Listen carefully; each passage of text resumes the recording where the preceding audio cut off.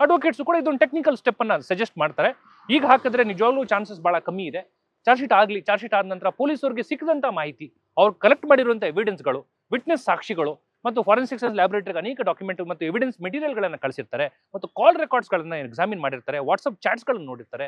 ಇದಕ್ಕೆ ಹಣಕಾಸು ನೆರವು ಯಾರು ಕೊಟ್ಟರು, ಗಾಡಿಯನ್ನು ಯಾರು ತಗೊಂಡ್ಬಂದ್ರು, ರೇಣುಕಾಸ್ವಾಮಿ ಅವ್ರ ಮೇಲೆ ಹಲ್ಲೆ ನಿಜವಾಗ್ಲೂ ಯಾರು ಮಾಡಿದ್ರು, ಯಾರ ಹಲ್ಲೆಯಿಂದ ಅವರು ತೀರೋದ್ರು ಅಂತ ಈ ಪೋಸ್ಟ್ ಮಾರ್ಟಮ್ ರಿಪೋರ್ಟ್ ಅನ್ನು ಎಕ್ಸಾಮಿನೇಷನ್ ಮಾಡಿಕೊಂಡು ದರ್ಶನ್ ಅವ್ರನ್ನ ಯಾವ ರೋಲಲ್ಲಿ ಇಡ್ತಾರೆ ಅದು ನೋಡಿಕೊಂಡು ಚಾರ್ಜ್ ಶೀಟ್ ಆದ ನಂತರ ಬೇಲ್ ಅಪ್ಲಿಕೇಶನ್ ಹಾಕಿದ್ರೆ ನಿಜವಾಗ್ಲೂ ಒಳ್ಳೆಯದು ನಡೆ. ಯಾಕಂದ್ರೆ ಆಗ ಇವ್ರು ನಿಜವಾಗ್ಲೂ ಇವ್ರ ಮೇಲೆ ಏನು ಎವಿಡೆನ್ಸ್ ಇದೆ ಅಂತ ಚಾರ್ಜ್ ಶೀಟಲ್ಲಿ ಎಲ್ಲವೂ ಬಂದಿರುತ್ತೆ. ಅದು ನೋಡ್ಕೊಂಡು ಹಾಕಿದ್ರೆ ಆಗ ಬೇಲ್ ಸಿಗೋದು ಸಿಗದೇ ಇರೋದು ಆ ಚಾನ್ಸಸ್ ಅನ್ನು ಆಮೇಲೆ ನಾವು ಅನಲೈಸ್ ಅನ್ನು ಮಾಡ್ಬೋದು.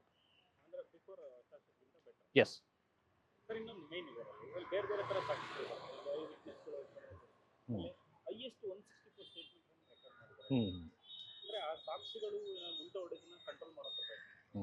ಹೌದು, ಪೊಲೀಸ್ ಅಧಿಕಾರಿಗಳು ಒಳ್ಳೆ ಒಂದು ನಡೆಯನ್ನು ಮಾಡಿದ್ದಾರೆ. ನಾಳೆ ದಿವಸ ಏನಾಗುತ್ತದೆ, ಎಲ್ಲ 161 ಸ್ಟೇಟ್ಮೆಂಟ್ ಏನು ಅಂತೀವಿ ನಾವು, ಪೊಲೀಸ್ ಅಧಿಕಾರಿಗಳ ಮುಂದೆ ಕೊಟ್ಟಂತ 161 ಸ್ಟೇಟ್ಮೆಂಟ್ ಸಾಮಾನ್ಯವಾಗಿ ಕೋರ್ಟ್ನಲ್ಲಿ ಅಡ್ಮಿಸಿಬಲ್ ಇರೋದಿಲ್ಲ.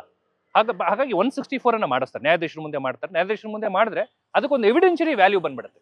ನಾಳೆ ದಿವಸ ಅವರು ಸುಮ್ಮನೆ ನಾವು ಕೊಟ್ಟಿಲ್ಲ, ನಮಗೆ ಎದುರಿಸಿ ಮದರಿಸಿ ಮಾಡಿಸಿದ್ರು ಅಂತ ಹೇಳಿ ಅವ್ರು ಅದನ್ನ they cannot take A different stand.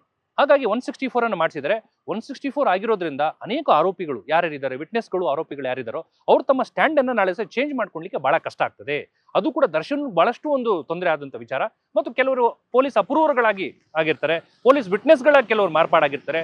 ಅವರಿಂದನೇ ಕೂಡ ಅವರೆಲ್ಲರ ಸ್ಟೇಟ್ಮೆಂಟ್ಗಳು 164 ಸ್ಟೇಟ್ಮೆಂಟ್ ಸೇರ್ಕೊಂಡ್ರೆ ದರ್ಶನ್ ಅವ್ರಿಗೆ ನಿಜವಾಗ್ಲೂ ಇದೊಂಥರ ಸೀರಿಯಸ್ ಆದಂತ ಕೇಸ್ ಆಗಿ ಪರಿಣಾಮವಾಗಿ ನಿಲ್ಲುತ್ತೆ.